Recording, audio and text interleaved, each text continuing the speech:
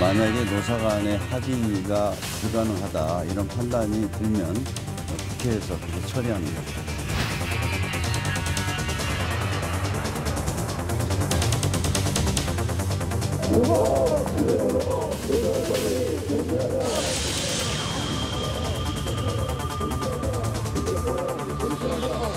사용자들의 민원 해결 차원에서 세계 최고 장시간 노동국가에 대한 대한민국에서 이렇게 무리하게 추진하고 있는 것입니다.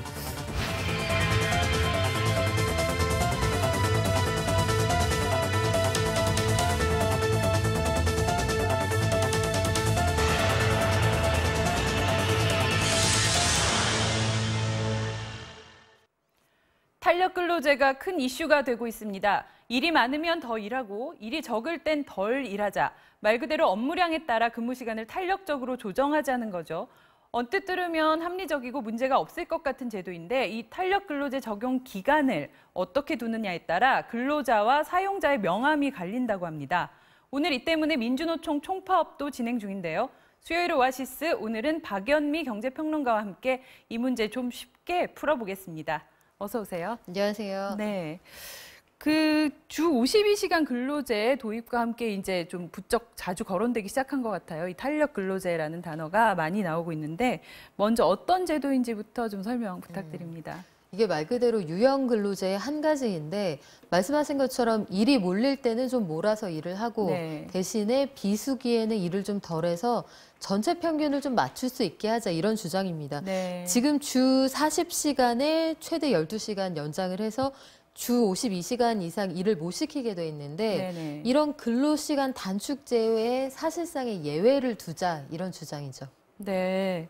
그러니까 그 현행법상 에는 탄력 근로 적용 기간이 지금 석 달로 네. 돼 있는 것이고 이거를 일이 적을 때는 주당 40시간만 일하고 일이 많을 때는 뭐 64시간까지 일해서 이제 평균을 네. 석 달 평균치를 52시간에 맞춘다.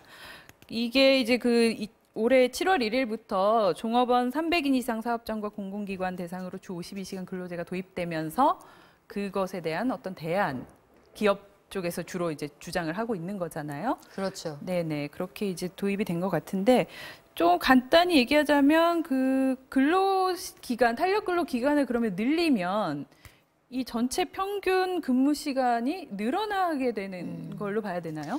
이게 평균을 맞출 수는 있어요. 네. 시간을 맞출 수는 있는데 기업의 입장에서는 비수기에 좀 덜 일하고 일이 몰릴 때 예컨대 뭐 지금 날씨가 추워지면 네. 전기 매트랄지 이런 네. 것들은 손이 좀 바빠질 거 아니에요. 그쵸. 이럴 때 좀 몰아서 일할 수 있게 해주는 게 뭐가 나쁘냐 이렇게 주장을 하는데요. 제도가 지금 어떻게 설계가 돼 있느냐. 네네. 현재 근로기준법상 한 주 40시간을 초과하는 근로시간, 네. 만약 최대 52시간까지 일할 수가 있으니까요. 네. 여기에 대해서는 40시간을 초과할 때 그 통상임금의 150%, 그러니까 1.5배를 주게 돼 있거든요. 네. 그런데 이 전체 평균을 맞추는 기간을 만약에 뭐 6개월이나 1년으로 늘린다. 네. 이럴 경우에는 탄력 근로제를 할 경우에 주 52시간까지는 소위 그 노동법상의 소정 근로시간이라고 해서 네. 연장 근로수당을 안 줘도 됩니다. 그러니까 적게 일할 수 있는 날하고 많이 일할 수 있는 날의 평균만 네. 맞추면 되기 때문에 네네. 수당을 안 줘도 되는 시간이 꽤 많이 발생을 하는 거예요. 그러면 노동자 입장에서는 집중적으로 근무해서 일해야 되는 날짜는 네. 늘어날 수가 있고 네. 반면에 연장 근로수당은 못 받는 시간이 늘어날 수 있으니까 네. 근로자에게 유리한 제도는 아닙니다. 네. 그러니까 3개월, 지금 현재 3개월 적용되고 있는데 3개월일 경우에는 뭐 쉽게 그냥 간단하게 설명을 하면 한 달 반을 초과 근무를 하고 그러면 그 대신 한 달 반은 조금 덜 근무를 하고 이런 식으로 조절을 해서 이제 평균을 맞춘다고 한다면 이게 이제 6개월로 확대가 되면 석 달 이렇게 될 수 있고요. 네. 만약에 1년이 네네. 된다면 6개월 될 수 있지 않느냐. 그러니까, 노동 강도가 단기간에 집중될 네네. 수 있다. 이게 노조 측의 네, 주장입니다. 그러니까 초과 근무를 막 석 달을 연속으로 해야 되거나 1년으로 늘어날 경우 6개월을 해야 되거나 이제 이런 우려를 아마 노동계에서는 지금 이제 하고 있는 거고 그래서 지금 민주노총과 한국노총 모두 같이 지금 반발을 하고 있는 거죠, 이 사안에 대해서. 그렇죠. 탄력근로제를 지금 현행법상 석 달까지 노사가 서면으로 합의를 하면 시행할 수 있게 돼 있는데 네. 이걸 경영계의 주장을 받아들여서 반년이나 1년까지 늘려버리면 네. 사실상 52시간 제도가 무력화된다. 이게 노조의 주장입니다. 네. 근본적으로 현 정부가 추구하는 저녁 있는 삶과 배치되는 네. 결과가 발생할 수 있다고 보는 거죠. 네. 네. 그래서 지금 이제 그 노조 측이 모두 크게 반발을 해서 오늘 그 민주노총 같은 경우는 총파업 지금 이제 돌입을 하고 있는데요. 그 바로 이 시각 현재 전국 14개 지역에서 민주노총 조합원들이 3시 파업 출정식을 위해 속속 모이고 있습니다. 여의도 집회 현장에 민주노총 김명환 위원장 직접 연결해서 민주노총 입장 뭔지 들어보겠습니다. 네, 김명환 위원장님 나와 계시죠? 안녕하십니까? 네, 안녕하세요. 민주노총 위원장 김명환입니다. 네, 오늘 날씨가 또 갑자기 추워지고 지금 비도 약간씩 뿌리기도 하는 것 같은데 현재 참석 인원 어느 정도 되고 있습니까? 민주노총은 11월 21일 오늘 전국에서 16개 산별연맹에 16만에 달하는 민주노총 조합원들이 일손을 멈추고 총파업 총력 추행에 현재 돌입해 있습니다. 그리고 14개 지역에서 4만에서 5만가량 되는 우리 조합원들이 이 집회에 참석하기 위해서 현재 집회장으로 현재 모이고 있는 상황입니다. 네, 그 오늘 파업을 하시는 핵심 쟁점이 저희가 방금 얘기하고 있던 탄력 근로제인데요. 이 쉽게 말하면 일이 많을 때는 많이 일하고 없을 때는 또 적게 탄력적으로 가자는 건데 이 노동자들에게도 맞는 취지일 것 같은데 이렇게 반대를 하셔야만 될 정도로 이게 이 노동자들에게 불리한 제도입니까? 우선 분명히 해야 할 것은 노동자는 사람입니다. 즉 노동자는 기계가 아닙니다. 그래서 일주일에 현재 52시간으로 상한선을 근 법 제도가 실시돼서 근로시간이 단축되어야 됨에도 불구하고 현재는 그것이 또한 6개월 유예로 인해서 사실 전혀 실시되고 있지 못합니다.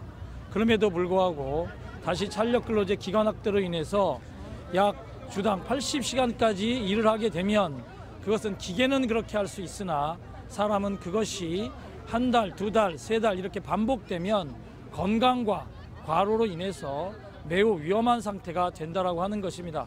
그래서 저희들은 우선 그렇기 때문에 반대를 하고 있는 것입니다. 네, 그 쟁점은 그러니까 탄력 근로제를 적용하는 기간이라는 말씀이신데요. 현재는 3개월까지만 가능한데 이게 정부 여야가 6개월까지 연장에 합의하면서 지금 이렇게 우려의 목소리를 내신 건데요. 그런 합의가 이루어진 배경은 뭐라고 보십니까? 저희들은 노동시간 단축에 관련된 법안을 올해 3월 달에 국회에서 통과시켰습니다. 부족한 부분이 있지만 실노동 시간을 단축하는 데 있어서는 중요한 계기가 될 거라고 보고 있습니다. 그리고 그것을 통해서 점차적으로 노동시간이 선진국 수준의 약 1,700, 1,600대 시간대로 낮춰지는 과정이 저희는 올 거라고 예상했습니다. 그럼에도 불구하고 도리어 이것으로 인해서 기업의 이윤 또는 경영계에 있어서 경제가 어렵다라고 하는 이러한 호소들을 정부가 사실 제대로 막아내지 못하고 그 요구를 수용한 것이 아닌가 이렇게 저희들은 판단하고 있습니다.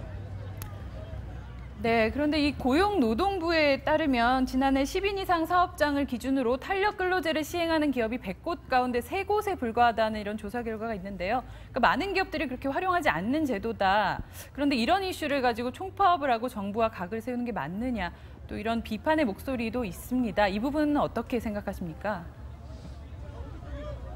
그만큼 탄력 근로제가 현재 3개월 단위로는 법으로도 되어 있습니다. 그럼에도 불구하고 노사 간의 합의를 이루어야 실시가 될 수 있는 것, 더 나아가서 노사 간의 합의 없이도 그 집행을 할 수 있는 더 많은 노동자들이 있다라고 하는 것이 문제고요. 또한 탄력 근로제라고 하는 것이 앞서서 말씀드렸다시피 장시간 노동이나 과로사라고 하는 부분들을 유발시킬 수 있다라고 하는 그러한 문제를 내포하고 있기 때문에 3개월로 현재 돼 있는 탄력 근로제조차도 사실상 산업 현장이나 노동 일선에서는 채택해서 집행하기가 어려운 것을 반증하고 있는 것 아닌가 도리어 이렇게 저희들은 판단하고 있습니다. 네. 이제 보면은 어제 대통령 직속 기구인 경제사회노동위원회가 국제노동기구 ILO 기준에 따라서 해고자, 또 실직자, 노조 활동이 가능하도록 법을 개정하라고 권고했는데요. 이대로 진행된다면 전교조 노조 지위 회복 문제도 해결될 거고 이렇게 정부가 좀 노력을 하고 있다. 이런 부분에 대해서는 어떻게 보십니까? 어제 발표된 것에 대해서 저희들은 일면 긍정적인 부족한 부분들이 있으나 단결권, 특히 한국 사회에서의 노동 3권 중에 단결권 조항에 대해서 일부 또 진전된 부분이 저희는 있다라고 평가합니다. 그렇지만 지금 현재 정부가 진작에 촛불항쟁 이후에 취했어야 될 전교조에 있어서의 노조 합법화 과정은 취해지지 않은 채 너무 길어지고 있고 또한 공무원의 노동 3권도 현재 절름발이 상태로서 유지되고 있는 상황입니다. 그래서 보다 정부가 이제는 더 적극적으로 나서서 ILO 핵심 협약 비준과 관련된 법 개정을 이제는 더욱더 적극적으로 나서서 그래서 이것이 완성될 수 있기를 바라고 있습니다. 예, 조금 드리기 불편한 질문이 될 수도 있겠습니다만 최근 정부 여당의 민주노총에 대해서 이제 더 이상 사회적 약자가 아니다. 이런 비판이 나오기도 했는데 이 부분에 대해서는 동의하십니까? 노동조합은 약자들이 모여서 갑질을 당하는 것을 막고 그리고 또한 산업 현장 내에서 각종 차별을 당하는 것을 막기 위해서 만든 조직입니다.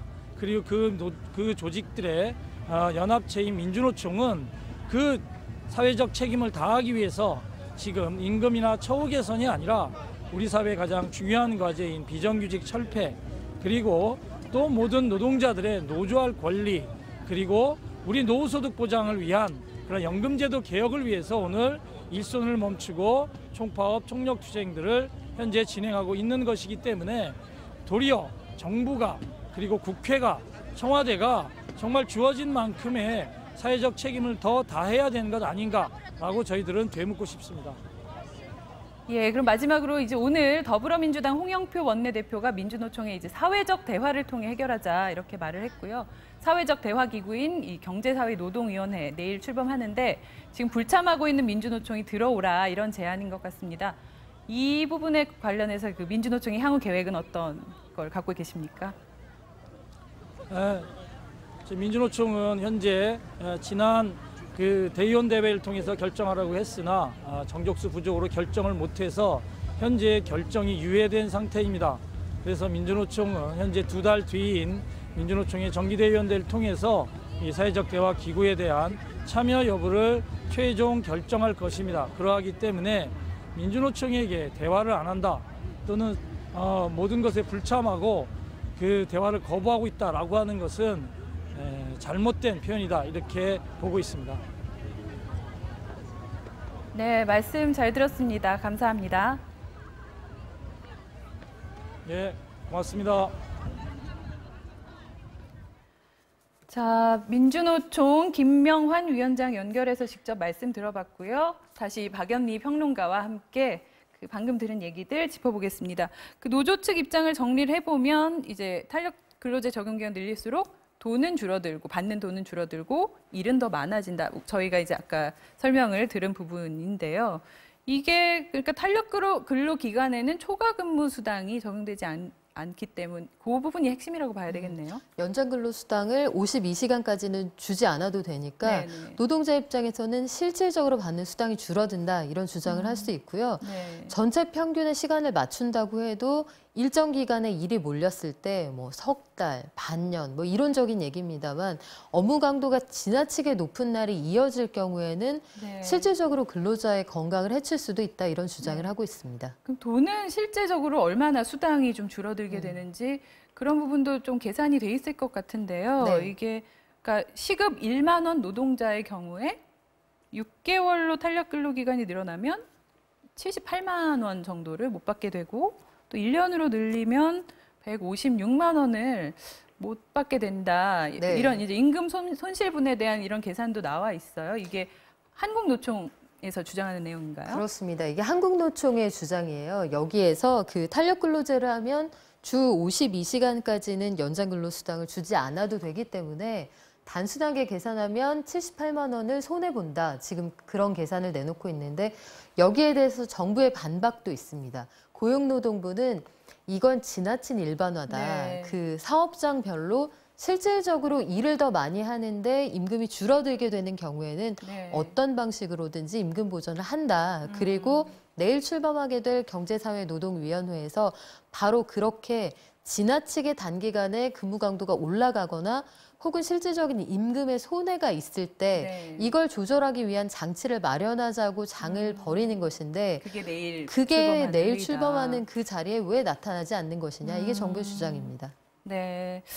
근데 뭐 노동자 입장에서는 이제 그 일한 시간 똑같은데 이제 기간 어떻게 잡느냐에 따라서 뭐 돈 줄어들고 또 그런 보전 조치가 100% 된다는 확신이 아무래도 신뢰나 이런 부분 때문에 조금 우려하는 측면들이 있는 것 같습니다. 이 탄력 근로제 적용 기간 확대하자 이게 재계에서는 좀 오래전부터 주장해오던 내용이었나요? 그렇죠. 근무 시간을 꾸준히 줄여가야 한다. 이게 시대적인 흐름이라는 것에는 뭐 네. 그 기업도 노동계도 마찬가지로 의견을 합의하고 있는 부분인데 네. 어떻게 할 것이냐, 이 과정에서 나타나는 부작용을 어떻게 줄일 것이냐, 사실은 우리가 여기에 대한 사회적 합의가 필요한 거거든요. 네. 기업의 주장은 이렇습니다. 예컨대 IT 기업이다 하면 네. 신제품이 출시되는 시기가 보통 3월과 9월이에요. 네. 우리나라의 경우에 신학기가 3월이라서 그런데 해외는 대부분 9월에 시작을 하잖아요. 네네, 그렇죠. 그러니까 전 세계에 출시되는 것들이 집중적으로 공장을 돌려야 하는 시간이 있다. 그때 집중적으로 일을 하려면 적어도 1년 정도의 시계를 보고 일할 수 있게 해줘야 네. 한다. 이게 기업의 주장인데요.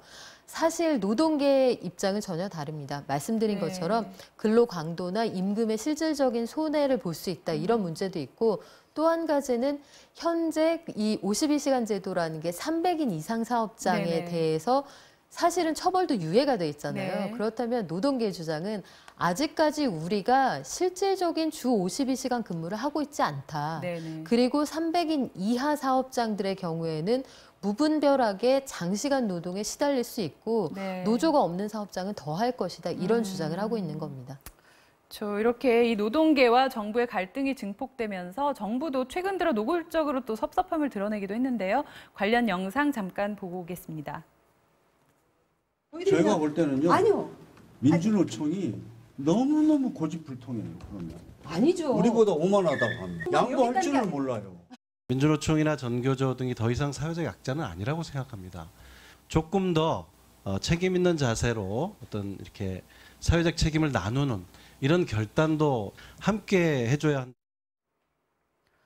네, 이 홍영표 원내대표가 한국 GM 노조의 전신인 그 대우자동차 노조 위원장 출신이잖아요. 네. 그런 점을 감안하면 참 강도 높은 발언을 했다는 생각이 드는데 이 문재인 정부는 이전 정부에 비해서 노동 친화적인 정부 이걸 표방을 하고 있는데 어쩌다 이렇게 이 골이 깊어지게 된 겁니까? 사실은 노조 입장에서는 상황이 좋을 때는 우리에게 그렇게 구애를 하더니 뭐 단순하게 영화에 나오는 대사로 설명을 드린다면 네. 어떻게 사랑이 변하니 이게 노조의 입장입니다. 네. 그런데 정부 입장에서는 이제 야당을 할 때하고 소위 수권 정당이 되어서 국민의 나머지 절반까지 끌어안고 갈 때는 입장이 달라지게 마련이거든요. 그렇죠. 그러다 보니까 정부가 변했다. 민주노총 입장에서 하고 싶은 말의 핵심은 아마도 우리를 어떻게 이렇게 업수이 대할 수가 있느냐. 섭섭하다. 이 정서가 깔려 있을 것이고 네. 정부 입장에서는 많이 가졌으니 과거처럼 배고픈 노조가 아니니 이제 좀 양보하는 통 큰 모습도 좀 보여줘라 이런 주장인데 네. 뭐 노조 입장에서는 어떤 여러 가지 제도들이 될 것 같다가 제대로 시행되기도 전에 후퇴하는 느낌이 드니까 네. 아마도 줬다가 뺏는 그런 느낌 때문에 보다 상실감이 클 수 있습니다. 네. 지난 7월만 해도 정부 여당도 이 탄력 근로제를 그냥 3개월 시행하자 이런 입장이었는데 이게 이제 최근에 입장을 바꾼 거잖아요. 그렇죠. 이거 아무래도 지금 현재 어려운 이 경제 상황 이게 영향을 미쳤다고 봐야 될 것 같은데요. 그게 고려가 됐겠죠. 네. 사실 일자리라는 건 민간이 만드는 겁니다. 정부가 아무리 돈을 쓰고 공공부문을 중심으로 일자리를 늘린다고 해도 한계가 있거든요. 네. 그렇다면 그 일자리를 만들 기업들을 설득해야 하는데 기업들은 경제 지표를 이제 대의 명분으로 삼아서 네. 이때 탄력 근로제에 따라서 늘어날 수 있는 부담을 좀 줄여놔야 한다. 이런 생각을 충분히 할 수 있을 거고요. 네. 여기에 정부가 그 못 이기는 척 어느 정도 좀 호응을 해주고 있는 그런 상황이라고 봐야죠. 그래서 네. 결국은 일자리를 좀 만들 수 있게 우리가 숨통을 터줄 테니 협조해라 아마 이런 식의 의사소통이 진행되지 않을까 예상을 해봅니다. 네, 또 이제 여론도 이 경제 상황이 안 좋다 보니 노동계에 그다지 호의적이지는 않은 것 같고 또 이제 뭐 노동계에서도 당연히 이런 어려운 고용난이라든지 취업난 또 경제 상황을 알고 있으니까 이 부분이 쉽지 않다는 거는 잘 알고 있을 것 같아요. 그렇죠. 사실은 접점을 찾기가 쉽지는 않은 네. 문제예요. 어느 쪽이 양보하지 않으면 평행선을 긋게 되는데 사실 인심이라는 게 곳간에서 나오잖아요. 네. 지금은 모두가 어렵다고 말하고 있는 상황이기 때문에 국민들의 여론이 좋지 않다. 이것도 결국은 저들은 지금 노조를 조직해서 이런저런 주장을 하고 있지만 네. 취업을 해야 노조를 해보지 이렇게 생각하는 국민들도 사실은 꽤 많거든요. 네. 그러다 보니 여러 가지 사회적인 갈등들이 조정되고 있지 않은 건데 민주노총이 그렇다면 더더욱 경제사회노동위원회 같은 절차적 정당성을 가진 기구에 나와서 네네. 적극적으로 그리고 절차에 따라 의견을 피력할 부분은 있어 보입니다. 네, 그러니까 그 기존 노사정위원회 확대판이라고 할 수 있잖아요. 이 경제사회노동위원회 내일 공식 출범하는데 지금 민주노총 불참을 선언한 상태고 아까 이제 김명환 위원장님 말씀으로는 내년 초 이제 그 대의원 대회에서 결정을 하겠다. 그러니까 우리들이 불참을 하고 있다. 뭐 이렇게 표현하지 말아달라. 이제 좀 이런 의견을 피력을 하셨는데 이 회의를 통해서 어떻게 좀 탄력 근로제 논란에 대해서 접점이 어느 정도까지 좀 나올 수 있을까요? 이런 상황에서. 지금 시대적인 분위기나 아니면 경제 상황을 보면 탄력 근로제가 보다 확대돼야 된다는 쪽으로 결론이 날 가능성이 커 네. 보여요, 사실은. 그렇다면 민주노총 입장에서 타협할 수 없는, 우린 절대로 확대할 수 없다. 카드가 그것뿐이라면 사실은 원하는 것들을 최대한 얻어내기 어려울 거고요. 네. 거기에 들어가서 좀 전에 말씀드린 것처럼 업무 강도가 지나치게 높아진다든지 실질적인 수당이 줄어든다든지 이런 문제를 조정하는 쪽으로 오히려 정무적인 감각을 좀 발휘할 필요도 있습니다. 네네. 네. 지난 5일 미국 CNN 방송은 과로로 숨진 우리나라 공장 노동자의 사례를 소개하며 초과 근무가 일상화된 한국 근로 환경의 문제점을 조명했습니다. 과도한 근무로 인한 노동자들의 건강권 침해, 또 세계적 기준에 미치지 못한 우리 노동 환경은 이제 국제적으로도 주목의 대상이 되고 있는데요. 이런 현실을 개선하기 위해서라도 탄력 근로제와 관련된 정교한 해법이 노사정 모두 함께하는 대화의 장에서 논의됐으면 하는 바람입니다. 수요일 오아시스, 오늘은 탄력 근로제에 대해서 알아봤습니다. 지금까지 박연미 경제평론가와 함께했습니다. 오늘도 고맙습니다.